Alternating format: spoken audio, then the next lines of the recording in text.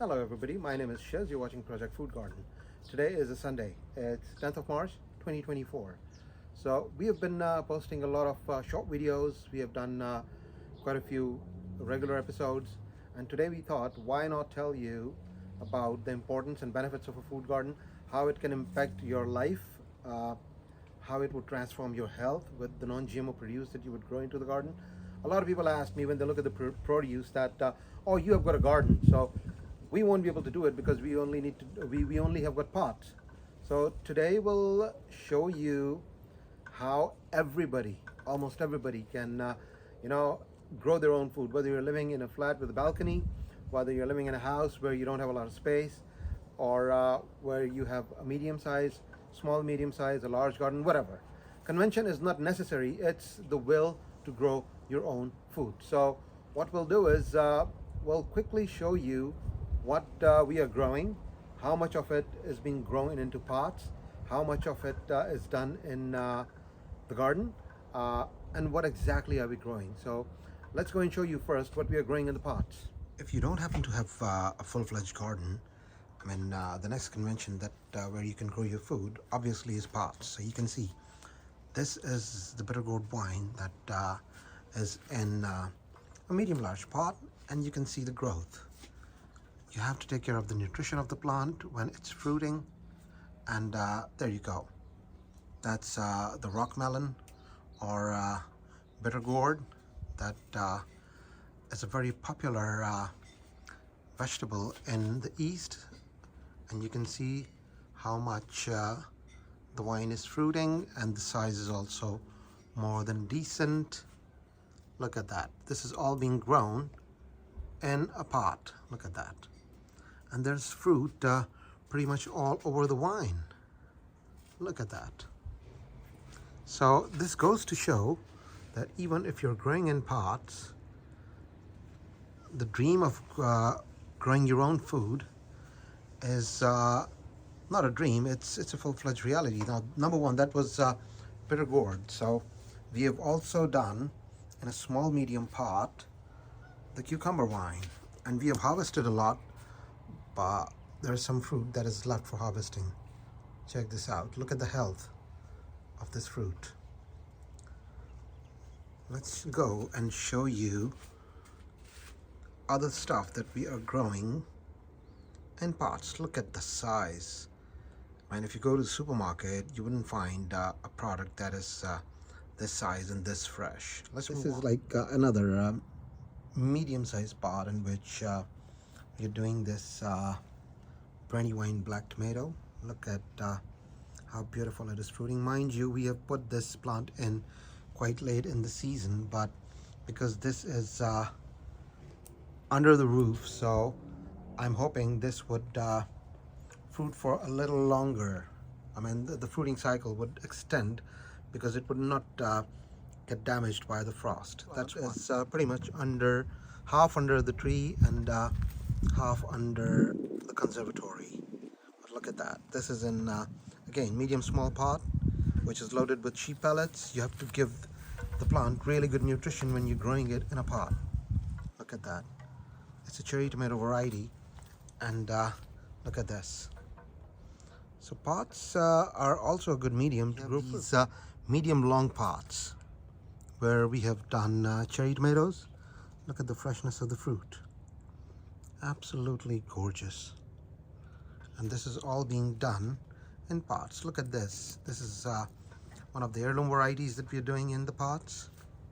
And once again, if you look at the pots, they need daily hydration and they need lots of nitrogen.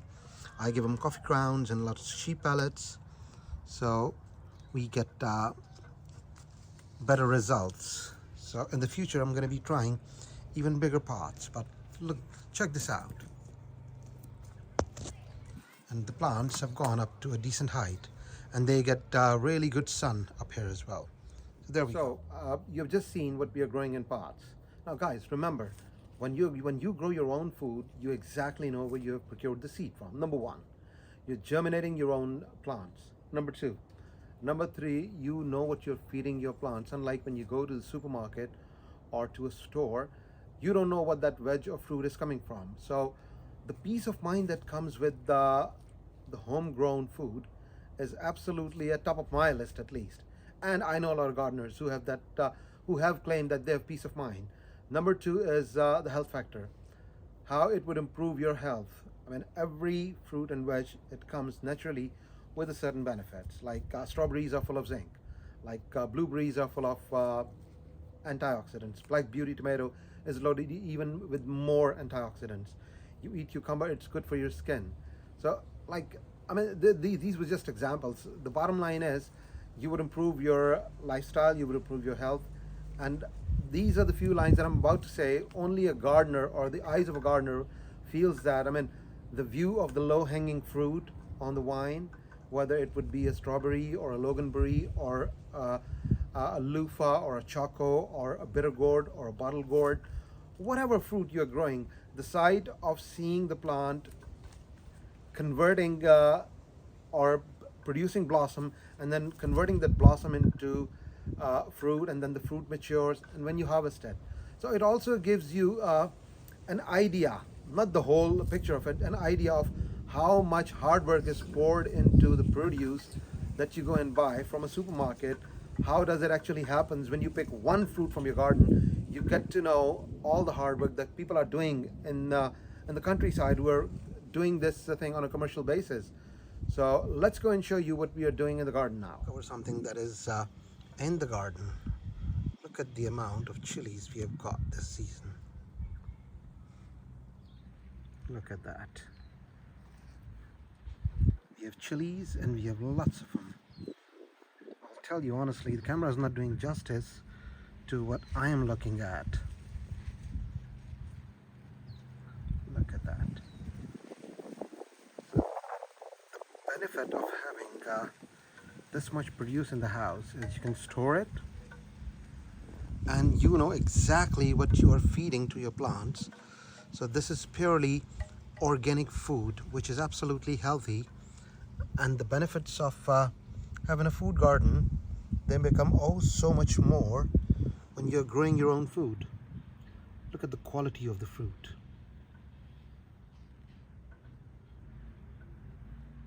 Absolutely beautiful. We've got Roma type green sausage tomatoes that are growing in the patch. Then we've got beautiful big beefsteak sized tomatoes. That's Berkeley pink tie and dye. And if you move further, we also have got this awesome blue beauty, another Berkeley pink tie and dye, which is yet to mature. All sorts of tomatoes. Look at that. That's Rebel Star Fighter Prime. Look at the unique shapes. And that's another thing. You get to enjoy the entire life cycle of every fruit that you're growing in the garden. That's Rebel Star Fighter Prime. It's amazing coloration of these tomatoes. That's Omega Black Cherry. We have harvested a lot of this fruit. A lot of it we have consumed already. Look at this. Sun Gold. Sun Gold is also one of really good varieties of tomatoes. Then we've got different cherry versions. So as you may notice, we have got fruit and we have got lots of it. Food garden is not a food garden without fruits. So if you check out our short videos, you would see the amount of berries that we have harvested during the season. Check this out. Look at that. That is absolutely, the tree is loaded, and even though the thinning has been done by the nature, but still we've got lots of fruit which is maturing. We still got few days, probably a week to go before the fruit is completely matured. It would gain a bit more size, by the way. So that's Black Boy Pea. Lots of darkened tomatoes. Don't mind the leaves that are going yellow and the plants are heading to the end of their life cycle. But look out, all this fruit. We have harvested loads already. Look at that. So in the background you can also see lots of berry vines. We have got 25 different kind of berries in the garden. Coming back to tomatoes, look at that. That's another Blue Beauty.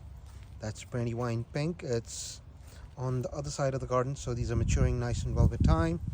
Then we have German Red Strawberry.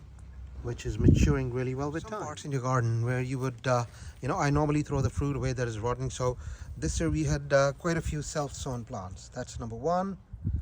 That's number two. But pick of these plants is this cherry tomato vine.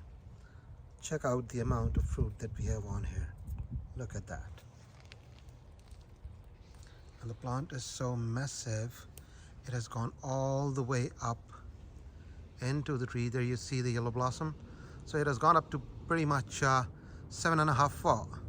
So these are free tomatoes, free cherry tomatoes, because we threw a rotten tomato into the patch, and now we've got lots of cherry tomatoes to harvest in a few days. So I have got a vertical strawberry patch because the season is finishing, but yet you'd be able to see fruit on there. There's a decent amount of fruit that is on the plants. There we go. And there we go. That reminds me, we need to do a bit more harvesting. We had a few plants giving us orange raspberries late in the season. Lots have been harvested, but look at that. I'm glad I covered it because these berries, they look really beautiful on the camera. Check that out. There we go. Right next to it is the red raspberry, the black raspberry, and the beautiful crockerberry vine. And then we have, again, lots and lots more of cherry tomatoes. Beautiful clusters, maturing really nice with time. The season is coming to its eventual end. The plants, they're just pumping more and more fruit. So don't worry, we have enough spacing in the house to freeze a lot of fruit, and a lot of it would go to the community as well. Look at that. What a sight for a gardener. Let's move on.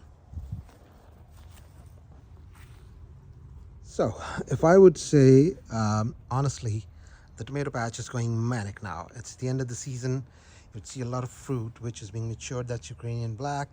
Behind that you can see lots of gigantamos, and then we have Albenga ox hearts, and then again we've got cherry tomatoes. We've got lots of chocolate striped tomatoes. Look at that beautiful fruit. So imagine the capability of a garden. I mean, we have done both. We have grown stuff in pots, and we have grown stuff in the garden as well, and the joy is absolutely amazing. Check out the size of this big boy. That's Rebel Starfighter Prime. Look at that, guys. The fruit is absolutely amazing. Look at these Brad Atomic grapes. Then we have Beauty King, some more cherry tomatoes. Then we have a lot of Black Beauty on the plant. Then we have Albenga Oxheart. Behind there, more Rebel Starfighter Prime. That's Gigantamo. So the list, it just goes on and on and on. And every time you come into the garden and you look at something like this, what a joy. I mean, I bet this is something that even if you go out in the market, you won't be able to find jewels like these. Look at that. So the season is well and truly gone. We came up with this idea of, doing a video on the benefits of having a food garden. That's black mulberry tree. Behind that, that's on the wall, is the loganberry vine. Then we have gooseberry. Then you see blackcurrant is done fruiting. Black mulberry is done fruiting. Next to it is Tahitian lime. And then we have figs. And then we have a pomegranate. And you have seen the rest. So, I mean, this looks apparently from the outside of the house. If somebody would come in, they will know that there's so much chilies and so much tomatoes and peaches and berries in one garden. So there we go. As you've seen all the products that we are growing in our garden, all the produce. It's beautiful, it's eye-catching, it's healthy, but on top of everything, I mean, the freshness and everything that we have told you, like during the presentation, sustainability, no packaging, a lot of stuff that is being you buy from the market. There's a lot of other factors involved. You're cutting down the manufacturer, the middleman, and the retailer, and you're doing it all by yourself. And it brings a lot of people together as well. You know, we have got a small group of gardeners in Christchurch where we do seed swaps, we do fruit swaps, we do vegetable swaps, and it's like a healthy favor for a healthy favor, if you would ask me. So we hope you like this episode that we have done today, and I think it's time for everybody who has been thinking about, you know, doing it, creating an excuse that we don't have enough space. We have shown you it can be done in the pots.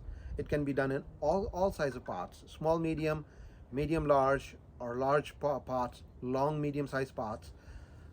That is not important. The important thing is where there is a will, you will find the way to do it yourself. So let us know what you think about all the produce that you've seen in our garden, and let us know your thoughts. Thank you so much for everybody who's been supporting us in this season. Though it's been a busy few months for us, but we have tried bringing as much content as we could have. So thank you so much for everybody who has subscribed to the channel. Please support us. We are a non-commercial entity and we bank on your support.